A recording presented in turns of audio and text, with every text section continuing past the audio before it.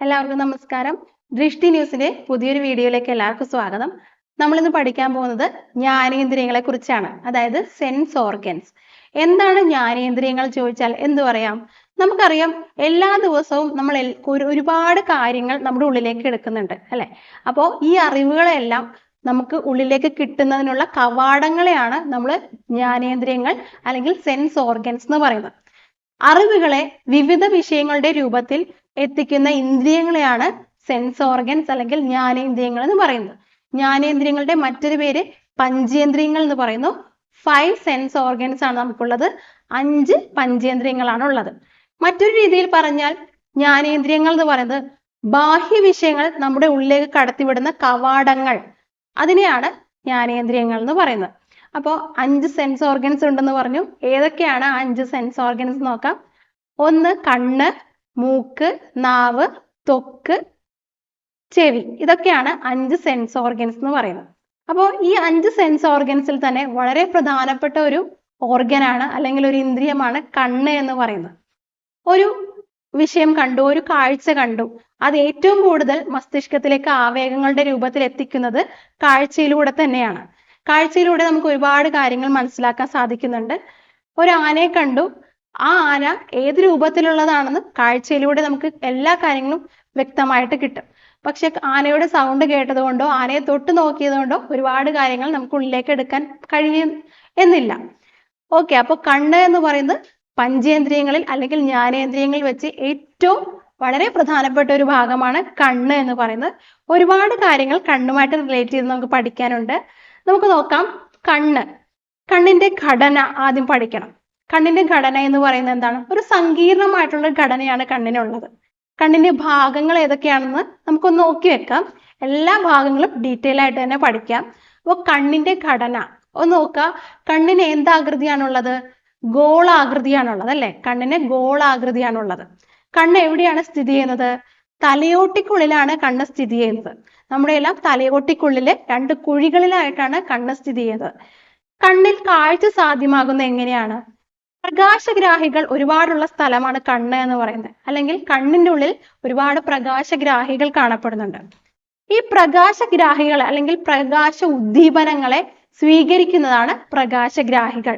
പ്രകാശ ഉദ്ദീപനങ്ങളെ സ്വീകരിക്കുന്നതാണ് പ്രകാശഗ്രാഹികൾ. നമ്മൾ പറഞ്ഞു, തലയോട്ടിക്കുള്ളിൽ കണ്ണ് സ്ഥിതി ചെയ്യുന്നത് 2 കുഴികൾക്കുള്ളിലാണ്. ആ കുഴികളുടെ പേരെന്താണ്? ആ കുഴികളുടെ പേരാണ് നേത്രകോടരം. എന്താണ്? നേത്രകോടരം. തലയോട്ടിക്കുള്ളിൽ 2 കുഴികളിലാണ് കണ്ണിന്റെ സ്ഥാനം. ആ കുഴികളുടെ പേരാണ് നേത്രകോടരം. അതുപോലെ തന്നെ ഈ നേത്രകോടരത്തിനുള്ളിൽ കണ്ണുകളെ ഉറപ്പിച്ചു നിർത്തുന്ന പേശികളുടെ പേരാണ് ബാഹ്യകൺ പേശികൾ. 2 കാര്യങ്ങളും പഠിച്ചു വെക്കുക. കണ്ണിന്റെ സ്ഥാനം എന്താണ്? എവിടെയാണ്? തലയോട്ടിക്കുള്ളിൽ 2 സുഷിരങ്ങളുടെ ഉള്ളിലായിട്ടാണ് കണ്ണ് സ്ഥിതി ചെയ്യുന്നത്. ഈ സുഷിരങ്ങളുടെ പേരാണ് നേത്രകോടരം. നേത്രകോടരത്തിനുള്ളിൽ കണ്ണിനെ ഉറപ്പിച്ചു നിർത്തുന്ന പേശികളാണ് ബാഹ്യകൺ പേശികൾ. ഇത്രയും കാര്യങ്ങൾ പഠിച്ചല്ലോ. ഇനി നമുക്ക് കണ്ണിന്റെ പാളികൾ നോക്കാം. കണ്ണ് 3 പാളികളിലാണ് സ്ഥിതി ചെയ്യുന്നത്, അല്ലെങ്കിൽ കണ്ണിന് 3 പാളികളുണ്ട്. ഏതൊക്കെയാണ് പാളികള്? ഒന്ന്, ഏറ്റവും പുറമേ കാണുന്ന പാളിയാണ് ദൃഢപടലം അല്ലെങ്കിൽ സ്ക്ലീറ. ദൃഢപടലം, സ്ക്ലീറ. അതിനുശേഷം തൊട്ട് താഴെ കാണുന്ന മധ്യപാളിയാണ് രക്തപടലം അല്ലെങ്കിൽ കോറോയിഡ്. എന്താണ്? രക്തപടലം അല്ലെങ്കിൽ കോറോയിഡ്. അതിന് താഴെ ആന്തരപാളിയാണ് ദൃഷ്ടിപടലം അല്ലെങ്കിൽ റെറ്റിന. അപ്പൊ കണ്ണിന് എത്ര പാളികളാണുള്ളത്? 3 പാളികളാണുള്ളത്. ഏതൊക്കെയാണ്? ദൃഢപടലം, രക്തപടലം, ദൃഷ്ടിപടലം അല്ലെങ്കിൽ സ്ക്ലീറ, കോറോയിഡ്, റെറ്റിന. അപ്പോൾ കണ്ണിന്റെ 3 പാളികളാണ് നമ്മളിപ്പോൾ പഠിച്ചത്. ആ പാളികളുടെ സ്ഥാനം നമുക്ക് ഇവിടെ സ്ക്രീനിൽ കാണുന്നുണ്ട്. ആ ഒരു പിക്ചർ നോക്കുക. കണ്ണിന്റെ പാളികളുടെ സ്ഥാനം ഏറ്റവും പുറമേ കാണുന്നതാണ് ദൃഷ്ടിപടലം. ഏറ്റവും പുറമേ കാണുന്നതാണ് ദൃഢപടലം. അതിൽ തൊട്ട് താഴെ കാണുന്നതാണ് രക്തപടലം. അതിനുള്ളിൽ കാണുന്നതാണ് ദൃഷ്ടിപടലം. ഓക്കെ, അപ്പൊ 3 പാളികളാണ് നമ്മളിപ്പോ കണ്ടത്. ഇനി ഓരോ പാളികളുടെ പ്രത്യേകത എന്താന്ന് നോക്കാം. ഒന്നാമത്തെ പാളിയാണ് ദൃഢപടലം. ആ പേരിൽ നിന്ന് തന്നെ നമുക്ക് എന്തൊക്കെയോ കാര്യങ്ങൾ പഠിക്കാൻ പറ്റും. ദൃഢപടലം കണ്ണിന് ദൃഢതയും ആകൃതിയും ഷേപ്പും കാര്യങ്ങളൊക്കെ കൊടുക്കുന്നതാണ് ദൃഢപടലം, അല്ലെ? ഏറ്റവും പുറമേ കാണുന്നതാണ് ഏറ്റവും പുറമേ കാണുന്ന ബാഹ്യപാളിയാണ്. കണ്ണിന്റെ ബാഹ്യപാളി ഏതാണ്? ദൃഢപടലം. ഓക്കെ, കണ്ണിന് ദൃഢത നൽകുന്ന പാളി ഏതാണ്? ദൃഢപടലം. അതുപോലെ തന്നെ നമുക്ക് നോക്കിയാൽ അറിയാം, നമ്മുടെ കണ്ണിന്റെ ഉള്ളിലായിട്ട് വെളുത്ത നിറത്തിൽ കാണപ്പെടുന്ന പാളിയാണ് ദൃഢപടലം. അപ്പോൾ കണ്ണിന്റെ ഏറ്റവും ഔട്ടർ മോസ്റ്റ് പാളി ആണ് എന്ത് പറയുന്നത്? ദൃഢപടലം. വെളുത്ത നിറത്തിൽ കാണപ്പെടുന്ന പാളിയാണ് ദൃഢപടലം. പിന്നെ എന്താണ്? കണ്ണിന് ആകൃതിയും ദൃഢതയും നൽകുന്ന പാളിയാണ് ദൃഢപടലം. ഓക്കെ, ഇനി ഈ ദൃഢപടലം ഏതു തരം കലകൾ കൊണ്ടാണ് നിർമ്മിതമായിട്ടുള്ളത്? യോജക കലകൾ കൊണ്ട് നിർമ്മിച്ചതാണ് ദൃഢപടലം. അപ്പോൾ നമുക്കറിയാം, കണ്ണിന്റെ ഉള്ളിലേക്ക് നോക്കിക്കഴിഞ്ഞാൽ വെളുത്ത നിറത്തിലുള്ള ബാഹ്യപാളി കണ്ണിന് ദൃഢത കൊടുക്കുന്ന ബാഹ്യപാളിയാണ് ദൃഢപടലം. യോജക കലകളാൽ നിർമ്മിതം. ഓക്കെ, അപ്പോൾ പിക്ചർ നോക്കുക. ദൃഢപടലം ഏറ്റവും ഔട്ടർ മോസ്റ്റ് കണ്ണിന്റെ വെളുത്ത നിറത്തിലുള്ള പാളിയാണ് ദൃഢപടലം എന്ന് പറയുന്നത്. അപ്പൊ ആദ്യത്തെ പാളിയാണ് ദൃഢപടലം. ഓക്കെ, ഇനി രണ്ടാമത്തേത് പാളി ഏതാണ്? രക്തപടലമാണ് അല്ലെ. അപ്പൊ അതിന് മുന്നായിട്ട് നമുക്ക് ദൃഢപടലത്തിന് കുറച്ച് പ്രത്യേകതകളുണ്ട്. ദൃഢപടലത്തിൽ തന്നെ 2 ഭാഗങ്ങളും കൂടി കാണപ്പെടുന്നുണ്ട്, അല്ലെങ്കിൽ ദൃഢപടലത്തിൽ കുറച്ച് ഭാഗങ്ങൾ ഉൾപ്പെട്ടിട്ടുണ്ട്. അത് ഏതാണെന്ന് നോക്കാം. ഒന്നാമത്തേതാണ് കോർണിയ. കോർണിയ എന്ന് പറയുന്നത് എന്താണ്? കോർണിയ നമ്മുടെ ദൃഢപടലത്തിൽ, നമ്മുടെ കണ്ണിന്റെ ഉള്ളിലേക്ക് നോക്കിയാൽ ഏറ്റവും പുറമേ ആയിട്ട് ഒരു സുതാര്യവും കുറച്ച് മുന്നോട്ട് തള്ളി നിൽക്കുന്നതുമായിട്ടുള്ള ഒരു ഭാഗം കാണാം. അതാണ് കോർണിയ എന്ന് പറയുന്നത്. അതെവിടെയാണ് കാണപ്പെടുന്നത്? ദൃഢപടലത്തിലാണ് കാണപ്പെടുന്നത്. അപ്പൊ കോർണിയ എവിടെയാണ് കാണപ്പെടുന്നത് ചോദിച്ചാൽ എന്ത് പറയാം? ദൃഢപടലത്തിലാണ് കാണപ്പെടുന്നത്. അപ്പോൾ കണ്ണിന്റെ ദൃഢപടലത്തിൽ മുൻഭാഗത്തുള്ള സുതാര്യവും മുന്നോട്ട് തള്ളി നിൽക്കുന്നതുമായിട്ടുള്ള ഭാഗമാണ് കോർണിയ എന്ന് പറയുന്നത്. ഇനി നമ്മളൊരു വസ്തുവിനെ കണ്ടു. ആ വസ്തുവിൽ നിന്ന് പ്രതിഫലിക്കുന്ന പ്രകാശം, ആ പ്രകാശരശ്മികളെ കണ്ണിലേക്ക് പ്രവേശിപ്പിക്കുന്നത് ആരാണ്? കോർണിയയാണ്. അപ്പോൾ കണ്ണിന്റെ ഉള്ളിലെ പ്രകാശരശ്മികളെ കണ്ണിലേക്ക് പ്രവേശിപ്പിക്കുന്നതാണ് കോർണിയ ചെയ്യുന്ന ധർമ്മം എന്ന് പറയുന്നത്. അപ്പോൾ കോർണിയ എവിടെയാണ് കാണപ്പെടുന്നത്? ഏറ്റവും ഔട്ടർ മോസ്റ്റ് പാളിയായിട്ടുള്ള ദൃഢപടലത്തിലാണ് കോർണിയ കാണപ്പെടുന്നത്. കുറച്ച് മുന്നോട്ട് തള്ളിയതും സുതാര്യവുമായിട്ടുള്ള ഭാഗമാണ് കോർണിയ എന്ന് പറയുന്നത്. കോർണിയ എന്തിനു വേണ്ടിയിട്ടാ? പ്രകാശരശ്മികളെ കണ്ണിലേക്ക് പ്രവേശിപ്പിക്കുന്നതിന് കോർണിയ സഹായിക്കുന്നു. അപ്പൊ കോർണിയ ദൃഢപടലത്തിന്റെ ഭാഗമാണ്. ഇനി ദൃഢപടലത്തിന്റെ മറ്റൊരു ഭാഗമാണ് കൺജങ്ക്റ്റൈവ. എന്താണ്? കൺജങ്ക്റ്റൈവ. കൺജങ്ക്റ്റൈവ എന്ന് പറയുന്നത് ഒരു ഔട്ടർ മോസ്റ്റ് ഒരു പ്രൊട്ടക്റ്റീവ് ലെയർ ആണ് കൺജങ്ക്റ്റൈവ എന്ന് പറയുന്നത്. ദൃഢപടലത്തിന്റെ മുൻവശത്ത് കോർണിയ ഒഴികെയുള്ള ഭാഗത്തെ സംരക്ഷിക്കാനായിട്ടുള്ള ഒരു കവറിംഗ് ആണ് കൺജങ്ക്റ്റൈവ എന്ന് പറയുന്നത്. അപ്പോൾ ഒരു കവറിംഗ് എന്ന് പറയുന്നത് എന്താ? പ്രൊട്ടക്റ്റീവ് ലെയർ ആണ്. അത് കോർണിയ ഒഴികെയുള്ള കണ്ണിന്റെ മറ്റു ഭാഗങ്ങളെയൊക്കെ സംരക്ഷിക്കുന്ന ഒരു സ്ഥലമാണ് കൺജങ്ക്റ്റൈവ എന്ന് പറയുന്നത്. അപ്പോൾ കൺജങ്ക്റ്റൈവയെ ഉൽപ്പാദിപ്പിക്കുന്ന ശ്ലേഷ്മം കണ്ണിൽ എപ്പോഴും ഈർപ്പം നിലനിർത്താൻ സഹായിക്കുന്നുണ്ട്. കണ്ണിനെ പ്രൊട്ടക്റ്റ് ചെയ്യുന്നതാണ് കൺജങ്ക്റ്റൈവ എന്ന് പറയുന്നത്. അതുപോലെ തന്നെ മറ്റൊരു പ്രത്യേകത എന്ന് പറയുന്നത്, നമുക്കറിയാം കണ്ണിനെ സംരക്ഷിക്കാനായിട്ട് 2-3 ആൾക്കാര് കുറച്ച് ധർമ്മങ്ങൾ ചെയ്യുന്നുണ്ട്. അതായത് കണ്ണിന്റെ ഉള്ളില്, കണ്ണിന്റെ പുറത്തായിട്ട് നമുക്ക് പുരികം കാണാം അല്ലെ. പുരികം കാണാം. പുരികം എന്തിനാ? നമുക്ക് വേർക്കുമ്പോഴോ അല്ലെങ്കിൽ ജലം അതുപോലുള്ള കാര്യങ്ങളൊക്കെ കണ്ണിലേക്ക് വീഴാതിരിക്കാനായിട്ടുള്ള ഒരു പ്രൊട്ടക്ഷൻ ആണ് പുരികം എന്ന് പറയുന്നത്. അതുപോലെ തന്നെ കൺപീലികൾ എന്ന് പറയുന്നത് നമുക്കറിയാം ചുറ്റുപാടും പൊടിപടലങ്ങളുണ്ട്. ഈ പൊടിപടലങ്ങളൊക്കെ കണ്ണിലേക്ക് വീഴാതെ സംരക്ഷിക്കുന്നത് ആരാണ്? കൺപീലികളാണ്. അപ്പൊ അവിടെ ഒരു പ്രൊട്ടക്ഷൻ ആണ് വരുന്നത്. പിന്നെ കണ്ണുനീർ എന്ന് പറയുന്നത് എന്താ? ഇനി അഥവാ എന്തെങ്കിലും പൊടിപടലങ്ങൾ നമ്മുടെ കണ്ണിലേക്ക് വീണാൽ ആ കണ്ണിനെ സംരക്ഷിക്കാനായിട്ട് കണ്ണുനീർ സഹായിക്കുന്നുണ്ട്. എങ്ങനെയാണ്? കണ്ണുനീരിലെ ലൈസോസോം എന്ന് പറയുന്നത് ഒരു രാസാഗ്നിയുണ്ട്. ഈ പൊടിപടലങ്ങളെയൊക്കെ കണ്ണുനീർ ഇല്ലാതാക്കിക്കോളും. അപ്പോൾ കണ്ണ് ക്ലീൻ ചെയ്യുന്നതിന് വേണ്ടിയിട്ടും കൂടി കണ്ണുനീർ സഹായിക്കുന്നുണ്ട്. അപ്പൊ പുരികം, കൺപീലികൾ, കണ്ണുനീർ ഇതെല്ലാം കണ്ണിന് പ്രൊട്ടക്ഷന് വേണ്ടിയിട്ട് നിലനിൽക്കുന്ന കാര്യങ്ങളാണ്. അതുകൂടി ഈ ഒരു സമയത്ത് ഓർക്കുക. അപ്പൊ കൺജങ്ക്റ്റൈവ എന്ന് പറയുന്നത് കണ്ണിനെ സംരക്ഷിക്കുന്ന, കണ്ണിന്റെ ദൃഢപടലത്തിന് മുൻഭാഗത്തായിട്ട് കോർണിയ ഒഴികെ മറ്റു ഭാഗങ്ങളെല്ലാം സംരക്ഷിക്കുന്ന ഒരു പ്രൊട്ടക്റ്റീവ് സ്ഥലമാണ് കൺജങ്ക്റ്റൈവ എന്ന് പറയുന്നത്. ഓക്കെ, അപ്പോൾ നമ്മൾ ആദ്യം പറഞ്ഞത് എന്താണ്? നമ്മുടെ ആദ്യത്തെ ലെയർ ആണ് ദൃഢപടലം. ദൃഢപടലത്തിന്റെ കുറച്ച് ഭാഗങ്ങളാണ് കൺജങ്ക്റ്റൈവയും കോർണിയയും എല്ലാം. ഓക്കെ, ഇനി നമുക്ക് രണ്ടാമത്തെ പാളിയിലേക്ക് പോകാം. രണ്ടാമത്തെ പാളിയാണ് രക്തപടലം അല്ലെ. കൊറോയിഡ് എന്ന് പറയുന്നത് രക്തപടലം. രക്തപടലം എന്ന് പറയുന്നത് ധാരാളം രക്തക്കുഴലുകൾ കാണപ്പെടുന്ന ഒരു മധ്യപാളിയാണ് രക്തപടലം എന്ന് പറയുന്നത്. ധാരാളം രക്തക്കുഴലുകൾ ഇവിടെ കാണപ്പെടുന്നു. അതുകൊണ്ടാണ് രക്തപടലത്തിന് ആ ഒരു പേര് കിട്ടിയിരിക്കുന്നത്. ധാരാളം രക്തക്കുഴലുകൾ കാണപ്പെടുന്ന ഭാഗമാണ് രക്തപടലം. ഓക്കെ, നമുക്കറിയാം നമ്മുടെ ശരീരത്തിൽ ഉടനീളം ഒരുപാട് രക്തലോമികളും രക്തക്കുഴലുകളും ഒക്കെ ഉണ്ട്. ഈ രക്തക്കുഴലുകളിലൂടെയാണ് ഓടുന്നത് അല്ലെ. അപ്പൊ നമ്മുടെ കണ്ണിന്റെ ഉള്ളിലാണെങ്കിലും ചെറിയ ചെറിയ രക്തലോമികളൊക്കെ ഉണ്ട്. അപ്പോ ഈ രക്തം എന്താണ് പാസ് ചെയ്യുന്നത്? കാർബൺ ഡൈ ഓക്സൈഡ്, പോഷണം, ഏതൊരു കലകൾക്ക് ആവശ്യമായിട്ടുള്ള കാർബൺ ഡൈ ഓക്സൈഡും പോഷണവും ഒക്കെ കൊടുക്കുന്നത് രക്തത്തിലൂടെയാണ് അല്ലെ. അപ്പൊ കണ്ണിന്റെ ഉള്ളില് നമുക്ക് എന്ത് വേണം? ഓക്സിജനും പോഷണവും ഒക്കെ എത്തണം അല്ലെ, എന്നാലേ അവിടുത്തെ ആക്ടിവിറ്റീസ് ഒക്കെ കറക്റ്റ് ആയിട്ട് നടക്കുകയുള്ളൂ. അപ്പോൾ രക്തക്കുഴലുകൾ കാണപ്പെടുന്ന ഒരു ഭാഗമാണ് രക്തപടലം എന്ന് പറയുന്നത്. അത് എത്രാമത്തെ ഭാഗമാണ്? രണ്ടാമത്തെ അല്ലെങ്കിൽ മധ്യപാളിയാണ് രക്തപടലം അല്ലെങ്കിൽ കോറോയിഡ് എന്ന് പറയുന്നത്. ഓക്കെ, ഇനി ഈ രക്തപടലത്തിന്റെ ഭാഗമായിട്ടുള്ള കുറച്ച് കാര്യങ്ങൾ നോക്കാം. ഐറിസ് എന്ന് പറയുന്നത് എന്താണ്? ഐറിസ് അല്ലെ, നമ്മുടെ കൃഷ്ണമണി, കോർണിയയുടെ പിൻഭാഗത്തായി കാണപ്പെടുന്ന രക്തപടലത്തിന്റെ ഭാഗമാണ് ഐറിസ് എന്ന് പറയുന്നത്. അപ്പോൾ കോർണിയ, അതിന്റെ സ്ഥാനം ഒന്ന് നോക്കി വെക്കുക. ദൃഢപടലം നമ്മൾ കണ്ടു, രക്തപടലത്തിന്റെ ഭാഗമാണ് നമ്മളിപ്പോ പറയുന്നത് കോർണിയ. കോർണിയ എവിടെയാണ് കാണപ്പെടുന്നത്? കോർണിയയുടെ പിൻഭാഗത്തായി കാണപ്പെടുന്ന രക്തപടലത്തിന്റെ ഭാഗമാണ് ഐറിസ് എന്ന് പറയുന്നത്. ഓക്കെ, കണ്ണില് നിറമുള്ള ഭാഗമാണ് ഐറിസ് എന്ന് പറയുന്നത്. എന്ത് നിറമാണ്? ഇരുണ്ട നിറമാണ് അല്ലെ. കണ്ണിന്റെ ഉള്ളില് ഇരുണ്ട നിറത്തിലുള്ള ഭാഗമാണ് ഐറിസ് എന്ന് പറയുന്നത് അല്ലെങ്കിൽ കൃഷ്ണമണി എന്ന് പറയുന്നത്. ഈ ഐറിസിന് ഇരുണ്ട നിറം കൊടുക്കുന്ന വർണ്ണവസ്തുവാണ് മെലാനിൻ. മെലാനിൻ എന്ന വർണ്ണവസ്തു ഐറിസിന് ഇരുണ്ട നിറം കൊടുക്കുന്നു. അപ്പോൾ ഐറിസ് എന്ന് പറയുന്നത് കൃഷ്ണമണിയാണ്.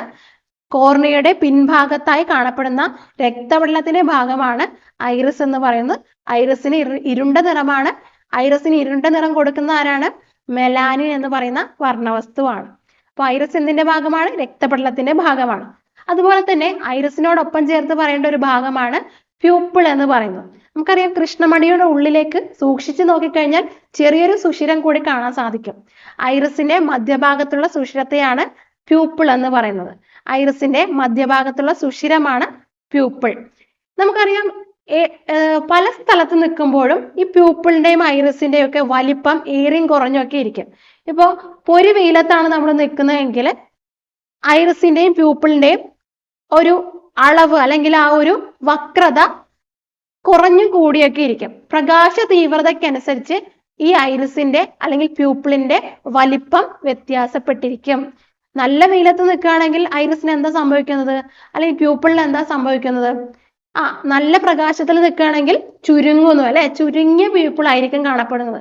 അതുപോലെ തന്നെ ഇരുണ്ട വെട്ടത്തിലാണെങ്കിൽ പ്യൂപ്പിൾ എന്താ നോർമൽ ആയിട്ട് തന്നെ ഇരിക്കും, കുറച്ച് വികസിച്ചൊക്കെ ഇരിക്കും അല്ലെ. അപ്പോ ഈ ഒരു വ്യത്യാസം അതിന്റെ കാരണം എന്താണെന്ന് നമുക്കൊന്ന് നോക്കിയാലോ. അതായത് ഇവിടെ ഒരു പിക്ചർ കൊടുത്തിട്ടുണ്ട്. ഐറിസ്, പ്യൂപ്പിള്, ദൃഢപടലം, ഇതിന്റെയൊക്കെ കൺജങ്ക്റ്റൈവ, ഇതിന്റെയൊക്കെ ഒരു പിക്ചർ കൊടുത്തിട്ടുണ്ട്. അപ്പോൾ ഐറിസും പ്യൂപ്പിളും തിരിച്ചറിയാൻ വേണ്ടിയിട്ടുള്ള ഒരു പടമാണ് ഇവിടെ കൊടുത്തിട്ടുള്ളത്. എന്താണ് ഐറിസ് എന്ന് പറയുന്നത്? കൃഷ്ണമണിയാണ് ഐറിസ് എന്ന് പറയുന്നത് അല്ലെ. അപ്പൊ പ്യൂപ്പിൾ എന്താണ്? ഈ കൃഷ്ണമണിക്ക് ഉള്ളിലുള്ള സുഷിരത്തെയാണ് പ്യൂപ്പിൾ എന്ന് പറയുന്നത്. ആ ഒരു വ്യത്യാസം എല്ലാവരും മനസ്സിലാക്കി വെച്ചേക്കുക. അതുപോലെ തന്നെ ദൃഢപടലത്തിൽ കാണപ്പെടുന്ന വെളുത്ത നിറത്തിലുള്ള ഭാഗമാണ് സ്ക്ലീറ എന്ന് പറയുന്നത്. അതുപോലെ കൺജങ്ക്റ്റൈവ പ്രൊട്ടക്റ്റീവ് ലെയർ ആണ്. കൺജങ്ക്റ്റൈവ കോർണിയ ഒഴികെയുള്ള ഭാഗത്തെ സംരക്ഷിക്കുന്ന പ്രൊട്ടക്റ്റീവ് ലെയർ ആണ് കൺജങ്ക്റ്റൈവ എന്ന് പറയുന്നത്. അപ്പോ ഐറിസ് എന്താണ്, പ്യൂപ്പിൾ എന്താണ് എന്നുള്ളത് നമ്മൾ കണ്ടു. ഈ പ്യൂപ്പിളിന്റെ ഉള്ളില് അതിന്റെ വക്രത അല്ലെങ്കിൽ അതിന്റെ ഒരു വലിപ്പം ക്രമീകരിക്കപ്പെടുന്നു എന്ന് കണ്ടു. പ്രകാശം നേരിട്ട് പതിക്കുമ്പോൾ പ്യൂപ്പിളിന്റെ വക്രത അല്ലെങ്കിൽ വലിപ്പം ക്രമീകരിക്കപ്പെടുന്നു എന്ന് കണ്ടു. ഇനി എങ്ങനെയാണ് പ്യൂപ്പിളിൽ ആ വക്രത ക്രമീകരിക്കുന്നത് നോക്കാം. പ്യൂപ്പിളിന്റെ വലിപ്പം ക്രമീകരിക്കുന്നത് ഐറിസിലെ 2 പേശികളുടെ പ്രവർത്തനത്തിലൂടെയാണ്. എന്താണ്?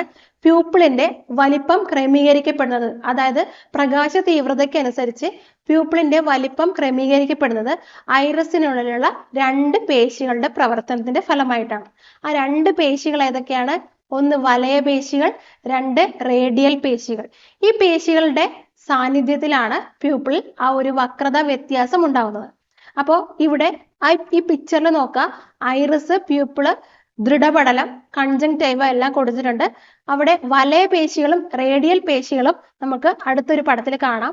ഇവിടെ നോക്കുക, തീവ്രപ്രകാശം കണ്ണിലേക്ക് അടിക്കുമ്പോൾ വലയ പേശികൾ സങ്കോചിക്കുകയും പ്യൂപ്പിൾ അതിനനുസരിച്ച് ചുരുങ്ങുകയും ചെയ്യുന്നു.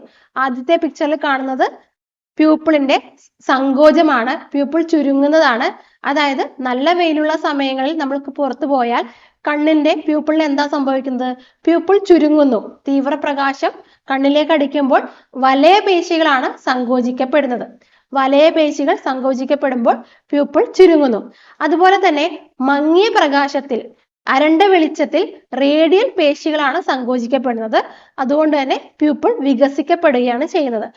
അപ്പോൾ ഈ രണ്ട് പടങ്ങളും തമ്മിലുള്ള വ്യത്യാസം നോക്കുക. തീവ്രപ്രകാശത്തിൽ വലയ പേശികൾ സങ്കോചിക്കുന്നു, അപ്പോൾ പ്യൂപ്പിൾ ചുരുങ്ങുന്നു. മങ്ങിയ പ്രകാശത്തിൽ റേഡിയൽ പേശികളുടെ സങ്കോചിക്കുന്നു, പ്യൂപ്പിൾ വികസിക്കുന്നു. അപ്പോൾ വലയ പേശികളും റേഡിയൽ പേശികളും എന്തെല്ലാം വ്യത്യാസങ്ങളാണ് പ്യൂപ്പിളിന്റെ വക്രതയിൽ ഉണ്ടാക്കുന്നത് എന്നാണ് നമ്മൾ കണ്ടത്. അപ്പൊ ആ വ്യത്യാസം പഠിച്ചു വെക്കുക. തീവ്രപ്രകാശത്തിൽ വലയ പേശികളാണ് സങ്കോചിക്കപ്പെടുന്നത്, അതുപോലെ തന്നെ മങ്ങിയ പ്രകാശത്തിൽ റേഡിയൽ പേശികളാണ് സങ്കോചിക്കപ്പെടുന്നത്. അപ്പോൾ ഇവിടെ നോക്കുക, മങ്ങിയ പ്രകാശത്തിൽ പ്യൂപ്പിളിനുണ്ടാകുന്ന മാറ്റം എന്താണ്? റേഡിയൽ പേശികൾ സങ്കോചിക്കുന്നു. അപ്പോൾ മങ്ങിയ പ്രകാശം, റേഡിയൽ പേശികൾ. തീവ്രപ്രകാശത്തിൽ എന്താ സംഭവിക്കുന്നത്? വലയ പേശികളാണ് സങ്കോചിക്കപ്പെടുന്നത്. അപ്പോൾ തീവ്രപ്രകാശം, വലയ പേശികൾ. അപ്പോൾ ഈ പേശികളും അതുപോലെ തന്നെ ആ പ്രകാശത്തിനുണ്ടാകുന്ന മാറ്റവും എന്താണെന്ന് കൃത്യമായിട്ട് പഠിച്ചു വെക്കുക. മങ്ങിയ പ്രകാശത്തിൽ റേഡിയൽ പേശികൾ സങ്കോചിക്കുന്നു, തീവ്രപ്രകാശത്തിൽ വലയ പേശികൾ സങ്കോചിക്കുന്നു. ഇങ്ങനെയാണ് പ്യൂപ്പിളിൽ വ്യത്യാസം ഉണ്ടാവുന്നത്. ഓക്കെ, ഇനി നമ്മൾ ഇത്രയും നേരം പറഞ്ഞത് ഓരോ പാളികളെ കുറിച്ചായിരുന്നു. ഏറ്റവും പുറമെയുള്ള പാളി ഏതാണ്? ദൃഢപടലം. അതിന് താഴെയുള്ള പാളി രക്തപടലം. ഇനി മൂന്നാമത്തെ പാളിയാണ് ദൃഷ്ടിപടലം അല്ലെങ്കിൽ റെറ്റിന. എന്താണ് ദൃഷ്ടിപടലം അല്ലെങ്കിൽ റെറ്റിന? ഈ ദൃഷ്ടിപടലത്തിലാണ് പ്രകാശഗ്രാഹികൾ ഏറ്റവും കൂടുതലായിട്ട് കാണപ്പെടുന്നത്. അതായത് കണ്ണിൽ പ്രതിബിംബം ഉണ്ടാക്കുന്നത് എവിടെയാണ്? റെറ്റിനയിലാണ്. അല്ലെങ്കിൽ കണ്ണിൽ കാഴ്ച സാധ്യമാകുന്നത് എവിടെയാണ്? റെറ്റിനയിലാണ്. അപ്പോൾ ദൃഷ്ടിപടലം അല്ലെങ്കിൽ റെറ്റിന എന്താണെന്ന് വെച്ചാൽ പ്രകാശഗ്രാഹികൾ ഏറ്റവും കൂടുതൽ കാണപ്പെടുന്ന സ്ഥലം എന്ന് ചോദിച്ചാൽ ദൃഷ്ടിപടലത്തിലാണ്. അതുകൊണ്ടാണ് ദൃഷ്ടി എന്ന് പറഞ്ഞാൽ കാഴ്ച, അല്ലെ? കാഴ്ച സാധ്യമാകുന്ന ഒരു സ്പോട്ട് എന്ന് പറയുന്നത് ദൃഷ്ടിപടലമാണ്. അപ്പോൾ ഇവിടെ കൊടുത്തിട്ടുണ്ട്. ആ പിക്ചറിൽ നോക്കുക, ദൃഷ്ടിപടലത്തിന്റെ സ്ഥാനം എവിടെയാണെന്ന് നോക്കാം. ദൃഢപടലം, രക്തപടലം കഴിഞ്ഞിട്ട് ബാഹ്യപാളിയാണ് ദൃഷ്ടിപടലം എന്ന് പറയുന്നത്. ഇനി ദൃഷ്ടിപടലത്തിൽ കുറച്ച് ഭാഗങ്ങളുണ്ട്, പഠിക്കേണ്ടതായിട്ടുള്ള കുറച്ച് ഭാഗങ്ങൾ. അതിൽ ഏറ്റവും പ്രധാനപ്പെട്ടതാണ് ലെൻസ് എന്ന് പറയുന്നത്. ലെൻസ്. ഓക്കെ, അപ്പോൾ ലെൻസ് എന്ന് പറയുന്നത് എന്താണ്? നാം കാണുന്ന വസ്തുക്കളുടെ തലകീഴായിട്ടുള്ള പ്രതിബിംബം കണ്ണിൽ ഉണ്ടാക്കുന്നത് ലെൻസിലാണ്. അതായത് നമ്മളൊരു വസ്തുവിനെ കണ്ടു, ആ വസ്തുവിൽ നിന്ന് പ്രകാശം തിരിച്ച് പ്രതിഫലിച്ച് നമ്മുടെ കണ്ണിലേക്ക് എത്തുന്നു. കണ്ണിലേക്ക് എത്തുമ്പോൾ അത് റെറ്റിനയിൽ ചെന്ന് പതിക്കുന്നു, അല്ലെ? അങ്ങനെയാണ് നമുക്ക് പ്രതിബിംബം ഉണ്ടാകുന്നത്. അപ്പോൾ ലെൻസ് എന്ന് പറയുന്നത് നാം കാണുന്ന വസ്തുക്കളുടെ തലകീഴായുള്ള പ്രതിബിംബം കണ്ണിൽ ഉണ്ടാക്കുന്നതാണ് ലെൻസ്. ഈ ലെൻസ്, കണ്ണിനുള്ളിലുള്ള ലെൻസ് ഏത് തരത്തിലുള്ള ലെൻസ് ആണ്? കോൺവെക്സ് ലെൻസ് ആണ്. ഏത് തരത്തിലുള്ള ലെൻസ് ആണ്? കോൺവെക്സ് ലെൻസ് ആണ്. കോൺവെക്സ് ലെൻസിന്റെ പ്രത്യേകത എന്ന് പറയുന്നത് വളരെ സുതാര്യവും ഇലാസ്തികതയുള്ളതുമായിട്ടുള്ള ലെൻസ് ആണ് കോൺവെക്സ് ലെൻസ്. കണ്ണിനുള്ളിലുള്ളത് കോൺവെക്സ് ലെൻസ് ആണ്. അപ്പൊ കോൺവെക്സ് ലെൻസ് ഓർക്കുക, കണ്ണിന്റെ ഉള്ളിലെ ലെൻസ് ഏതാണെന്ന് ചോദിച്ചാൽ കോൺവെക്സ് ലെൻസ് ആണ്. ഈ ലെൻസ് സ്നായുക്കൾ വഴി സീലിയർ പേശികളുമായി ബന്ധപ്പെട്ടിരിക്കുന്നു. സ്നായുക്കൾ വഴി, സ്നായുക്കൾ എന്ന് പറയുന്നത് എന്താണ്? ചെറിയ നൂല് പോലുള്ള, ചരട് പോലുള്ള പേശികളാണ് സ്നായുക്കൾ എന്ന് പറയുന്നത്. കണക്ട് ചെയ്യാനുള്ള പേശികളാണ്. ഈ സ്നായുക്കൾ വഴി സീലിയറി പേശികളുമായി ബന്ധിപ്പിച്ചിരിക്കുന്നതാണ് ലെൻസ്. ഓക്കെ, അപ്പൊ ലെൻസ് എന്താണ്? നാം കാണുന്ന വസ്തുക്കളുടെ തലകീഴായിട്ടുള്ള പ്രതിബിംബം സൃഷ്ടിക്കപ്പെടുന്നത് ലെൻസിലാണ്. കോൺവെക്സ് ലെൻസ് ആണ് നമ്മുടെ കണ്ണിനുള്ളിൽ ഉള്ളത്. ഓക്കെ, അപ്പൊ നമ്മൾ പറഞ്ഞു സീലിയറി പേശികളുമായി ബന്ധിപ്പിച്ചിരിക്കുന്നു എന്ന് പറഞ്ഞു. ഇനി എന്താണ് സീലിയറി പേശികൾ എന്ന് പറയുന്നത്? ലെൻസിനെ ചുറ്റിയുള്ള വൃത്താകൃതിയിലുള്ള പേശികളാണ് സീലിയറി പേശികൾ. അതായത് ലെൻസുമായി ബന്ധപ്പെട്ട് കിടക്കുന്ന പേശികളാണ് സീലിയറി പേശികൾ. നമ്മൾ നേരത്തെ കുറച്ച് പേശികൾ പഠിച്ചിരുന്നു, വലയ പേശികളും റേഡിയൽ പേശികളും. അതുമായിട്ട് ബന്ധം കുറച്ചുള്ള ഒരു മറ്റൊരു പേശിയാണ് സീലിയറി പേശികൾ. സീലിയറി പേശികൾ എന്തുമായി ബന്ധപ്പെട്ടിരിക്കുന്നതാണ്? ലെൻസുമായി ബന്ധപ്പെട്ടിരിക്കുന്നതാണ്. അപ്പൊ ലെൻസിനെ ചുറ്റിയുള്ള വൃത്താകൃതിയിലുള്ള പേശികളാണ് സീലിയറി പേശികൾ.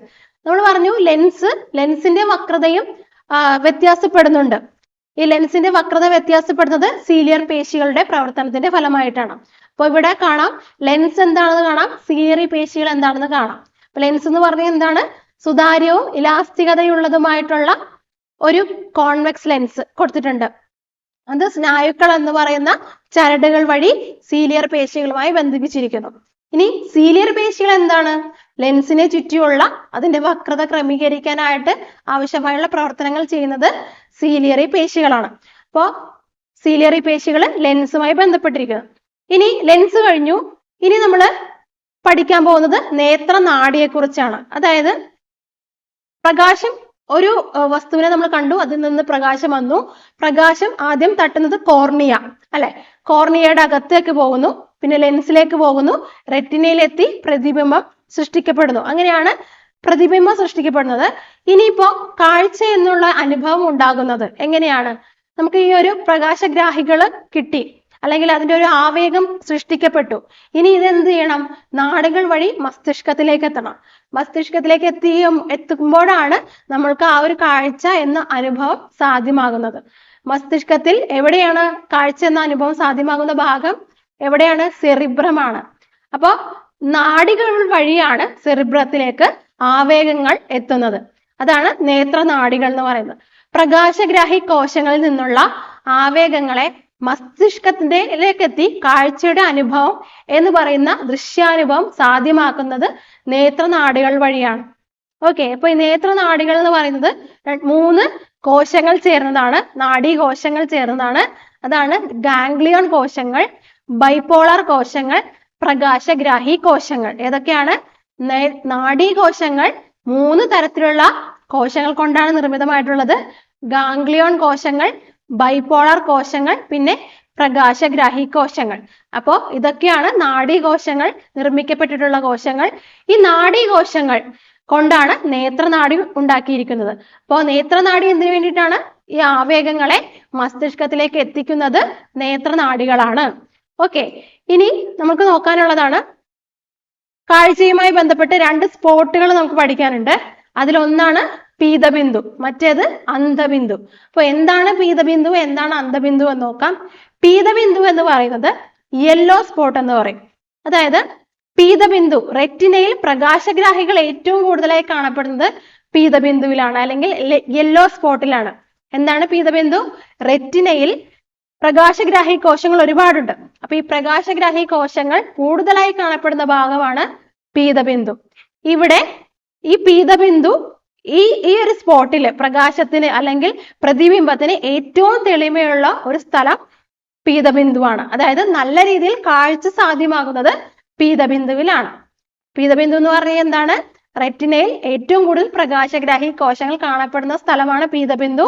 ഇവിടെ കാഴ്ച ഏറ്റവും കൂടുതലായിട്ട് കാണപ്പെടുന്നത്, അല്ലെങ്കിൽ കാഴ്ച എന്ന് പറയുന്ന തെളിമയുള്ള വസ്തു കൂടുതലായിട്ട് കാണപ്പെടുന്നത് പീതബിന്ദുവിലാണ്. പീതബിന്ദുവിന്റെ മറ്റൊരു പേരാണ് യെല്ലോ സ്പോട്ട്. ഇതുമായി ബന്ധപ്പെട്ട മറ്റൊരു പദമാണ് അന്ധബിന്ദു. എന്താണ് അന്ധബിന്ദു? അതായത് ബ്ലൈൻഡ് സ്പോട്ട് എന്ന് പറയും.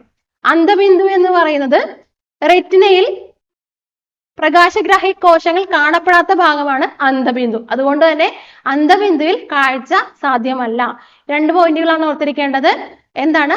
റെറ്റിനയിൽ പ്രകാശഗ്രാഹി കോശങ്ങൾ കാണപ്പെടാത്ത ഒരു ഭാഗമാണ് അന്ധബിന്ദു. അന്ധബിന്ദു എന്ന് പറയുമ്പോൾ അവിടെ കാഴ്ച സാധ്യമല്ല. അതുപോലെ തന്നെ റെറ്റിനയിൽ നിന്ന് നേത്രനാഡി ആരംഭിക്കുന്നത് എവിടെ നിന്നാണ്? അന്ധബിന്ദുവിൽ നിന്നാണ്. ഓക്കെ, ആ ഒരു കാര്യം കൂടി ഓർത്തു വെച്ചേക്കാം. ഇനി നമുക്ക് 2 പ്രത്യേക കാര്യങ്ങൾ പഠിക്കാനുണ്ട്. കണ്ണിന്റെ ഉള്ളിൽ 2 ദ്രവങ്ങൾ നിറഞ്ഞിരിക്കുന്നു. അത് ഏതൊക്കെയാണെന്ന് അറിയാമോ? ഒന്ന് അക്വസ് ദ്രവം, 2 വിട്രിയസ് ദ്രവം. 2 ദ്രവങ്ങളും കണ്ണിന്റെ ഉള്ളിലുള്ള ദ്രവങ്ങളാണ്. ഒരു പ്രത്യേകതയുള്ളത് അക്വസ് ദ്രവം എന്ന് പറയുന്നത് എന്താണ്? കോർണിയക്കും ലെൻസിനും ഇടയിലുള്ള അറയാണ് അക്വസ് അറ. ഈ അറയിൽ നിറഞ്ഞു നിൽക്കുന്ന ദ്രവമാണ് അക്വസ് ദ്രവം. അപ്പൊ സ്ഥാനം ഓർത്തു വെക്കുക. കോർണിയക്കും ലെൻസിനും ഇടയിൽ ഉള്ള അറയാണ് അക്വസ് അറ. ഈ അക്വസ് അറയിൽ നിറഞ്ഞിരിക്കുന്ന ദ്രാവകത്തിന്റെ പേരാണ് അക്വസ് ദ്രാവകം അല്ലെങ്കിൽ അക്വസ് ദ്രവം എന്ന് പറയുന്നത്. അപ്പോൾ വളരെ വലിയൊരു പ്രത്യേകത എന്ന് പറയുന്നത് അക്വസ് ദ്രവം രക്തത്തിൽ നിന്ന് രൂപം കൊള്ളുന്നു, അതുപോലെ തന്നെ രക്തത്തിലേക്ക് പുനരാകിരണം ചെയ്യപ്പെടുന്നു. രക്തത്തിൽ നിന്നാണ് അക്വസ് ദ്രവം രൂപം കൊള്ളുന്നത്, രക്തത്തിലേക്ക് തന്നെ പുനരാകിരണം ചെയ്യപ്പെടുകയും ചെയ്യുന്നു. അതുപോലെ തന്നെ കണ്ണിനുള്ളിലെ കലകൾക്ക് ഓക്സിജൻ, പോഷണം തുടങ്ങിയവ സാധ്യമാക്കുന്നത് അക്വസ് ദ്രവത്തിലൂടെയാണ്. നമുക്കറിയാം ഏതൊരു കലകൾക്കും സഹായത്തിന് അതിന്റെ പ്രവർത്തനം നന്നായിട്ട് നടക്കുന്നതിന് വേണ്ടിയിട്ട് ഓക്സിജനും പോഷണവും ഒക്കെ ആവശ്യമാണ്. അക്വസ് ദ്രവമാണ് കണ്ണിനുള്ളിലുള്ള ഓക്സിജനും കണ്ണിനുള്ളിലെ കലകൾക്ക് ഓക്സിജനും പോഷണവും ഒക്കെ നൽകുന്നത്. അതുപോലെ തന്നെ രക്തത്തിൽ നിന്ന് രൂപപ്പെടുന്ന ഒരു ദ്രവമാണ് അക്വസ് ദ്രവം, രക്തത്തിലേക്ക് തന്നെ പുനരാകിരണം ചെയ്യപ്പെടുകയും ചെയ്യുന്നു. അക്വസ് ദ്രവം എന്ന് പറയുന്നത് എന്താണ്? കോർണിയക്കും ലെൻസിനും ഇടയിലുള്ള അറയാണ് അക്വസ് അറ. ഈ അറയ്ക്കുള്ളിൽ നിറഞ്ഞു നിൽക്കുന്ന ദ്രവമാണ് അക്വസ് ദ്രവം. ഓക്കെ, ക്ലിയർ ആയല്ലോ. ഇനി വിട്രിയസ് അറ, വിട്രിയസ് ദ്രവം എന്താണ്? വിട്രിയസ് ദ്രവം എന്ന് പറയുന്നത് ലെൻസിനും റെറ്റിനയ്ക്കും ഇടയിലുള്ള അറയാണ് വിട്രിയസ് അറ എന്ന് പറയുന്നത്. ഈ വിട്രിയസ് അറയിൽ നിറഞ്ഞു നിൽക്കുന്ന ദ്രവമാണ് വിട്രിയസ് ദ്രവം. ഓക്കെ, ലെൻസിനും റെറ്റിനയ്ക്കും ഇടയിലുള്ള അറയാണ് വിട്രിയസ് അറ. വിട്രിയസ് അറയിൽ നിറഞ്ഞു നിൽക്കുന്ന ദ്രാവകമാണ് വിട്രിയസ് ദ്രവം. അപ്പോൾ ഈ വിട്രിയസ് ദ്രവം സഹായിക്കുന്നത് കണ്ണിന്റെ ആകൃതി നിലനിർത്താനാണ് വിട്രിയസ് ദ്രവം സഹായിക്കുന്നത്. അപ്പോൾ അതിന്റെ പ്രത്യേകത പഠിച്ചു വെക്കുക. എവിടെയാണ് ഈ അറകൾ കാണപ്പെടുന്നത്, ഈ അറകൾക്കുള്ളിലുള്ള ദ്രവം ഏതാണ് എന്നുള്ള കാര്യങ്ങൾ കൂടി നോട്ട് ചെയ്ത് വെക്കാം. അപ്പോൾ കണ്ണിന്റെ ഉള്ളിലുള്ള ദ്രവങ്ങളാണ് അക്വസ് ദ്രവവും വിട്രിയസ് ദ്രവവും. ഓക്കെ, നമ്മളിനി പഠിക്കാൻ പോകുന്നത് പ്രകാശഗ്രാഹി കോശങ്ങളെ കുറിച്ചാണ്. നമ്മൾ പറഞ്ഞു കണ്ണിന്റെ ഉള്ളിലെ പ്രകാശ ഉദ്ദീപനങ്ങളൊക്കെ ചെയ്യുന്നത് പ്രകാശഗ്രാഹി കോശങ്ങളാണെന്ന് പറഞ്ഞു. അപ്പോ പ്രകാശഗ്രാഹികൾ കോശങ്ങൾ കൂടുതലായി കാണപ്പെടുന്ന സ്ഥലം നമ്മൾ പറഞ്ഞു പീതബിന്ദുവാണ്, കണ്ണിനുള്ളിലുള്ള പീതബിന്ദുവാണ്. ഇനി പ്രകാശഗ്രാഹി കോശങ്ങൾ കാണപ്പെടാത്ത സ്ഥലമാണ് അന്ധബിന്ദു എന്ന് പറഞ്ഞു. അപ്പോൾ എന്താണ് പ്രകാശഗ്രാഹി കോശങ്ങൾ എന്ന് നോക്കാം. പ്രകാശഗ്രാഹി കോശങ്ങൾ എന്ന് പറയുന്നത് രണ്ട് തരത്തിലുണ്ട്, റോഡ് കോശങ്ങളും കോൺ കോശങ്ങളും. റോഡ് കോശങ്ങളും കോൺ കോശങ്ങളും. അപ്പൊ എന്താണ് റോഡ് കോശങ്ങൾ, എന്താണ് കോൺ കോശങ്ങൾ എന്ന് നോക്കാം. കണ്ണിനുള്ളിലുള്ള പ്രകാശഗ്രാഹി കോശങ്ങൾ ഇതാണ്. ഫോട്ടോ റിസപ്റ്റർ സെൽസ് ഏതൊക്കെയാണ്? റോഡ് കോശങ്ങൾ, കോൺ കോശങ്ങൾ. അപ്പൊ ഇതിന് രണ്ടിനും രണ്ടിൻ്റെതായിട്ടുള്ള വ്യത്യാസങ്ങളും ഉണ്ട്, അത് നോക്കാം. റോഡ് കോശങ്ങൾ പേര് പോലെ തന്നെ അതിന്റെ ആകൃതി റോഡ് ഷേപ്പാണ്, അതായത് ദണ്ഡാകൃതിയിലുള്ള കോശങ്ങളാണ് റോഡ് കോശങ്ങൾ എന്ന് പറയുന്നത്. അപ്പൊ റോഡ് കോശങ്ങളുടെ പ്രത്യേകത എന്ന് പറയുന്നത് എന്താണ്? ദണ്ഡാകൃതിയിലുള്ള കോശങ്ങളാണ്. അതുപോലെ തന്നെ റോഡോപ്സിൻ എന്ന വർണ്ണകം അടങ്ങിയിരിക്കുന്നതാണ് റോഡ് കോശങ്ങളിൽ. റോഡ് കോശങ്ങളിൽ അടങ്ങിയിരിക്കുന്ന വർണ്ണകമാണ് റോഡോപ്സിൻ എന്ന് പറയുന്നത്. റോഡോപ്സിൻ എന്താണ്? ഒരു വർണ്ണകമാണ്. അത് എവിടെയാണ് കാണപ്പെടുന്നത്? റോഡ് കോശങ്ങളിൽ കാണപ്പെടുന്നു. ഓക്കെ, ഇനി റോഡ് കോശങ്ങളുടെ മറ്റൊരു പ്രത്യേകത എന്ന് പറയുന്നത് മങ്ങിയ വെളിച്ചത്തിൽ വസ്തുക്കളെ കാണാൻ സാധ്യമാകുന്നു എന്നുള്ളതാണ് റോഡ് കോശങ്ങളുടെ പ്രത്യേകത. മങ്ങിയ വെളിച്ചത്തിൽ വസ്തുക്കളെ കാണാൻ സഹായിക്കുന്ന കോശങ്ങളാണ് റോഡ് കോശങ്ങൾ. മങ്ങിയ വെളിച്ചം, റോഡ് കോശം. ഓക്കെ, ഇവിടെ നിറങ്ങളെ തിരിച്ചറിയാനുള്ള കഴിവില്ല. റോഡ് കോശങ്ങൾക്ക് നിറങ്ങളെ തിരിച്ചറിയാനുള്ള കഴിവില്ല. ഓക്കെ, ബ്ലാക്ക് ആൻഡ് വൈറ്റ് ആണ്. അതായത് മങ്ങിയ പ്രകാശത്തിൽ മാത്രം കാണപ്പെടുന്ന, മങ്ങിയ പ്രകാശത്തിൽ വസ്തുക്കളെ കാണാൻ സഹായിക്കുന്ന ഒരു കോശങ്ങളാണ് റോഡ് കോശങ്ങൾ. ദണ്ഡാകൃതിയിലുള്ള കോശങ്ങളാണ് റോഡ് കോശങ്ങൾ. റോഡോപ്സിൻ എന്നുള്ള വർണ്ണകമാണ് ഇവിടെ അടങ്ങിയിരിക്കുന്നത്. പിന്നെ എന്താണ് പറയുന്നത്? കോൺ കോശങ്ങളെക്കാൾ കൂടുതൽ കാണപ്പെടുന്നത് റോഡ് കോശങ്ങളാണ്. ഏറ്റവും കൂടുതൽ കണ്ണിൽ കാണപ്പെടുന്നത് റോഡ് കോശങ്ങളാണ്. കോൺ കോശങ്ങളെക്കാൾ എണ്ണത്തിൽ കൂടുതൽ കാണപ്പെടുന്നത് റോഡ് കോശങ്ങളാണ്. ഇപ്പൊ റോഡ് കോശങ്ങൾ എന്താണെന്ന് മനസ്സിലായല്ലോ. എന്താണ് റോഡ് കോശങ്ങൾ? ദണ്ഡാകൃതിയിലുള്ള കോശങ്ങളാണ്. റോഡോപ്സിൻ എന്ന് പറയുന്ന വർണ്ണകം അടങ്ങിയിരിക്കുന്നു. നിറങ്ങളെ തിരിച്ചറിയാനുള്ള കഴിവില്ല. എവിടെ ഏത് സാഹചര്യത്തിലാണ് കാണപ്പെടുന്നത്? അതായത് ഇരുണ്ട വെളിച്ചത്തിൽ, മങ്ങിയ പ്രകാശത്തിൽ വസ്തുക്കളെ തിരിച്ചറിയാൻ സഹായിക്കുന്ന കോശങ്ങളാണ് റോഡ് കോശങ്ങൾ. ഏറ്റവും കൂടുതൽ കണ്ണിനുള്ളിൽ കാണപ്പെടുന്നത് താരതമ്യേന കോൺ കോശങ്ങളെക്കാൾ വെച്ച് നോക്കുമ്പോൾ റോഡ് കോശങ്ങളാണെന്ന് പറയാം. ഓക്കെ, അപ്പൊ ഇതാണ് റോഡ് കോശങ്ങളുടെ പ്രത്യേകതകൾ എന്ന് പറയുന്നത്. ഇനി നമുക്ക് കോൺ കോശങ്ങൾ നോക്കാം. കോൺ കോശങ്ങളുടെ പ്രത്യേകത ആ പേരിൽ നിന്ന് തന്നെ മനസ്സിലാക്കാം. കോൺ ഷേപ്ഡ് ആയിട്ടുള്ള കോശങ്ങളാണ് കോൺ കോശങ്ങൾ എന്ന് പറയാം. ഇവിടെ നോക്കാം, കോൺ കോശങ്ങളുടെ ഷേപ്പ് നോക്കുക. എന്താണ് ഷേപ്പ്? കോണാകൃതിയിലുള്ള കോശങ്ങളാണ് കോൺ കോശങ്ങൾ എന്ന് പറയുന്നത്. ഇവിടെ റോഡ് കോശങ്ങളിൽ റോഡോപ്സിൻ എന്നുള്ള വർണ്ണവസ്തു അടങ്ങിയിരിക്കുന്നുണ്ടെങ്കിൽ കോൺ കോശങ്ങളിൽ അടങ്ങിയിരിക്കുന്ന വർണ്ണവസ്തുവാണ് photopsin. Photo means light. Photopsin അല്ലെങ്കിൽ അയഡോപ്സിൻ രണ്ട് പേരുകളിൽ അറിയപ്പെടുന്നുണ്ട്. ഫോട്ടോപ്സിൻ അല്ലെങ്കിൽ അയഡോപ്സിൻ എന്ന് പറയുന്ന വർണ്ണകം അടങ്ങിയിരിക്കുന്ന കോശം ഏതാണ്? കോൺ കോശങ്ങളാണ്. ഫോട്ടോപ്സിൻ അല്ലെങ്കിൽ അയഡോപ്സിൻ. ഓക്കെ, ഇത് സഹായിക്കുന്നത് എന്താ? തീവ്രപ്രകാശത്തിൽ വസ്തുക്കളെ കാണാനായിട്ട്, നല്ല വെളിച്ചമുള്ളപ്പോൾ വസ്തുക്കളെ കാണാനായിട്ട് സഹായിക്കുന്ന കോശങ്ങളാണ് കോൺ കോശങ്ങൾ. അപ്പൊ അതിന്റെ പ്രത്യേകത എന്തായിരിക്കും? നിറങ്ങളെ തിരിച്ചറിയാൻ സഹായിക്കുന്നു. ഉദാഹരണത്തിന് ചുവപ്പ്, പച്ച, നീല തുടങ്ങിയ വർണ്ണങ്ങളെയൊക്കെ തിരിച്ചറിയാൻ സഹായിക്കുന്നതാണ് കോൺ കോശങ്ങൾ എന്ന് പറയുന്നത്. കോൺ കോശങ്ങൾ എന്താണ്? മറ്റേ റോഡ് കോശങ്ങളെക്കാൾ എണ്ണത്തിൽ എന്താണ്? കുറവാണ്. നമ്മൾ പറഞ്ഞു റോഡ് കോശങ്ങളാണ് കൂടുതൽ കാണപ്പെടുന്നത്, കോൺ കോശങ്ങൾ കുറവാണ് കാണപ്പെടുന്നത്. അപ്പൊ ഇതൊക്കെയാണ് കോൺ കോശങ്ങളുടെ പ്രത്യേകത. എന്തൊക്കെയാണ്? പെട്ടെന്നൊന്ന് പറഞ്ഞേ. കോൺ കോശങ്ങളുടെ പ്രത്യേകത എന്താണ്? കോണാകൃതിയിലുള്ള കോശങ്ങളാണ്. ഫോട്ടോപ്സിൻ അല്ലെങ്കിൽ അയഡോപ്സിൻ എന്ന് പറയുന്ന വർണ്ണകം അടങ്ങിയിരിക്കുന്നു. നിറങ്ങളെ തിരിച്ചറിയാൻ സഹായിക്കുന്നു. തീവ്രപ്രകാശത്തിൽ വസ്തുക്കളെ കാണാൻ സഹായിക്കുന്നത് കോൺ കോശങ്ങളാണ്. റോഡ് കോശങ്ങളെക്കാൾ എണ്ണത്തിൽ കുറവാണ് കോൺ കോശങ്ങൾ കാണപ്പെടുന്നത്. അപ്പോ ഇതെല്ലാം എന്താണ്? റോഡ് കോശങ്ങളാണെങ്കിലും കോൺ കോശങ്ങളാണെങ്കിലും എന്താണ്?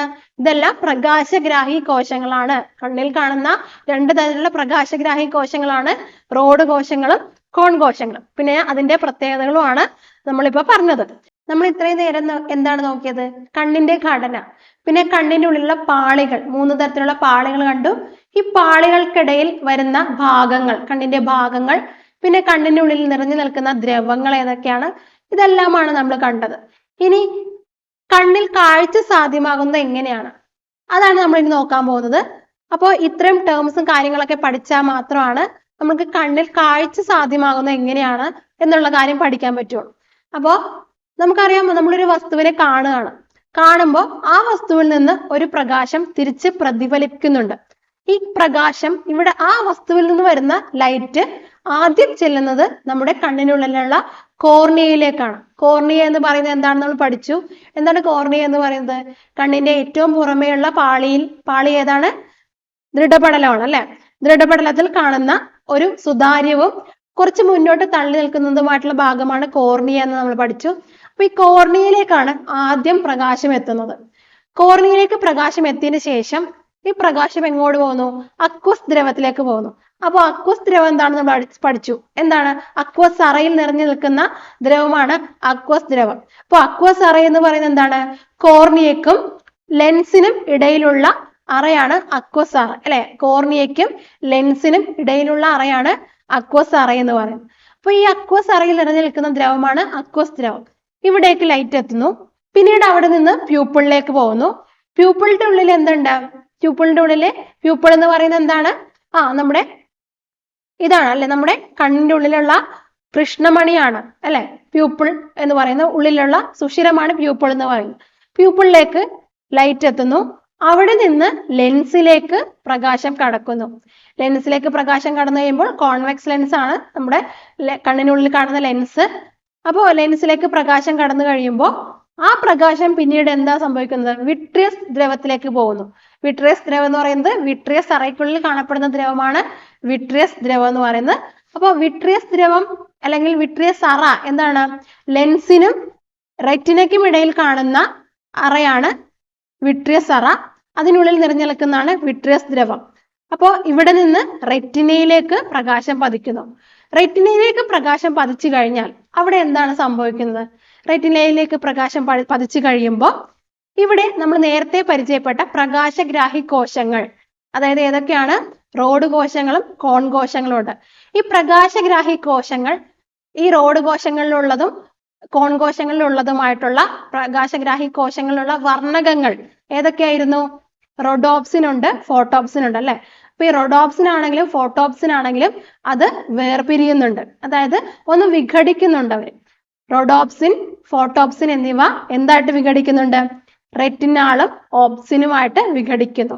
റെറ്റിനാളും ഓപ്സിനുമായിട്ട് വിഘടിക്കുന്നു. ഇത് ആവേഗങ്ങളെ സൃഷ്ടിക്കപ്പെടുന്നു. ഇതാണ് കാരണം. ആവേഗങ്ങളെ സൃഷ്ടിക്കപ്പെടാനുള്ള കാരണം എന്ന് പറയുന്നത് റെറ്റിനാളും ഓപ്സിനുമായിട്ട് വിഘടിക്കപ്പെടുന്നതാണ്. ഈ ആവേഗങ്ങളെ നേത്രനാഡി വഴി സെറിബ്രത്തിലേക്ക് പോകുന്നു. സെറിബ്രത്തിൽ കാഴ്ച എന്ന് പറയുന്ന അനുഭവം ഉണ്ടാകുന്നു. ഇങ്ങനെയാണ് കാഴ്ച എന്ന് പറയുന്ന അനുഭവം ഉണ്ടാകുന്നത്. ഓക്കെ, അപ്പോൾ ഈ ഒരു രീതിയിൽ പഠിച്ചു വെക്കുക. പ്രകാശം കോർണിയയിലേക്ക് എത്തുന്നു, അവിടെ നിന്ന് പ്യൂപ്പിളിലേക്ക്, അവിടെ നിന്ന് ലെൻസിലേക്ക്, ലെൻസിൽ കണ്ണിന്റെ തലകീഴായതും ചെറുതും യഥാർത്ഥവുമായിട്ടുള്ള പ്രതിബിംബം ഉണ്ടാകുന്നു. ഈ പ്രതിബിംബം റെറ്റിനയിലേക്ക് കടക്കുമ്പോൾ റെറ്റിനയിൽ എന്തുണ്ട്? പ്രകാശഗ്രാഹി കോശങ്ങളുണ്ട്. ഈ പ്രകാശഗ്രാഹി കോശങ്ങളുള്ള വർണ്ണകങ്ങൾ റെറ്റിനാളും ഒപ്സിനുമായിട്ട് വിഘടിക്കുന്നു. ഇത് ആവേഗങ്ങളെ സൃഷ്ടിക്കപ്പെടുന്നു. ആവേഗങ്ങൾ നേത്രനാഡി വഴി സെറിബ്രത്തിലേക്ക് കടത്തിവിടുന്നു. സെറിബ്രത്തിനുള്ളിൽ വെച്ച് കാഴ്ച എന്ന അനുഭവം സാധ്യമാകുന്നു. തലച്ചോറിലുള്ള കാഴ്ചയുടെ കേന്ദ്രം എന്ന് പറയുന്നത്, അല്ലെങ്കിൽ സെറിബ്രത്തിലുള്ള കാഴ്ചയുടെ കേന്ദ്രം എന്ന് പറയുന്നതാണ് വിഷ്വൽ കോർട്ടെക്സ്. ആ ഒരു ഭാഗമാണ് കാഴ്ചയുടെ കേന്ദ്രമായിട്ട് പറയുന്നത്, വിഷ്വൽ കോർട്ടെക്സ്. ഇവിടെ വെച്ച് കാഴ്ച എന്ന് പറയുന്ന അനുഭവം സാധ്യമാകും. ഇങ്ങനെയാണ് നമ്മൾ കാണുന്ന വസ്തു എങ്ങനെയാണ് നമ്മുടെ തലച്ചോറിലേക്ക് എത്തി, സെറിബ്രത്തിലേക്ക് എത്തി, സെറിബ്രത്തിൽ നിന്ന് നമുക്ക് ആ ഒരു അനുഭവം ഉളവാക്കുന്നത് എന്നുള്ളതാണ് ഇപ്പോൾ നമ്മൾ പഠിച്ചത്. അപ്പോൾ ഈ രണ്ട് കണ്ണും കാഴ്ച എന്ന് പറയുന്ന അനുഭവം ഉളവാക്കുന്നുണ്ട്. അപ്പൊ എന്തുകൊണ്ട് നമുക്ക് രണ്ട് രീതിയിലുള്ള ദൃഷ്ടി പതിയുന്നില്ല? അതിന്റെ ഒരു ഉദാഹരണമാണ് അല്ലെങ്കിൽ ഉത്തരമാണ് ദ്വിനേത്ര ദർശനം എന്ന് പറയുന്നത്. ദ്വിനേത്ര ദർശനം അതായത് രണ്ട് കണ്ണും ഒരേ സമയം ഒരേ ബിന്ദുവിൽ കേന്ദ്രീകരിച്ച് കാണാൻ കഴിയുന്നതാണ് ദ്വിനേത്ര ദർശനം. അതായത് നമ്മൾ രണ്ട് കണ്ണും ഫങ്ഷൻ ചെയ്യുന്നുണ്ട്. രണ്ട് കണ്ണിലും ഈ പറയുന്ന കാര്യങ്ങളെല്ലാം നടക്കുന്നുണ്ട്. ഈ രണ്ട് കണ്ണിലും ഈ കാര്യങ്ങൾ നടക്കുമ്പോൾ നമ്മൾ രണ്ടായിട്ടാണ് കാണുന്നുള്ളൂ. പക്ഷെ കണ്ണ് എന്ത് ചെയ്യുന്നു? ഈ രണ്ട് കണ്ണും ഒരേ സമയം ഒരേ ബിന്ദുവിൽ കേന്ദ്രീകരിച്ച് കാണാൻ കഴിയുന്ന രീതിയിലാക്കുന്നു. ഇതാണ് ദ്വിനേത്ര ദർശനം. അതുകൊണ്ടാണ് നമുക്ക് ഒറ്റ ഒരു ദൃഷ്ടി ഉണ്ടാവുന്നത്. ഓക്കെ, ഇനി കുറച്ച് നേത്ര വൈകല്യങ്ങൾ നോക്കാം. കണ്ണിൽ പല തരത്തിലുള്ള വൈകല്യങ്ങൾ നമ്മൾ കാണാറുണ്ട്. അതായത് കണ്ണിൽ ഒരുപാട് അസ്വസ്ഥതകളും ഒരുപാട് അസുഖങ്ങളും ഒക്കെ കാണാറുണ്ട്. അതിൽ കുറച്ച് അസുഖങ്ങളാണ് നിശാന്തത, സിറോഫ്താൽമിയ, വർണ്ണാന്തത, ഗ്ലോക്കോമ, തിമിരം, ചെങ്കണ്ണ് തുടങ്ങിയവയെല്ലാം.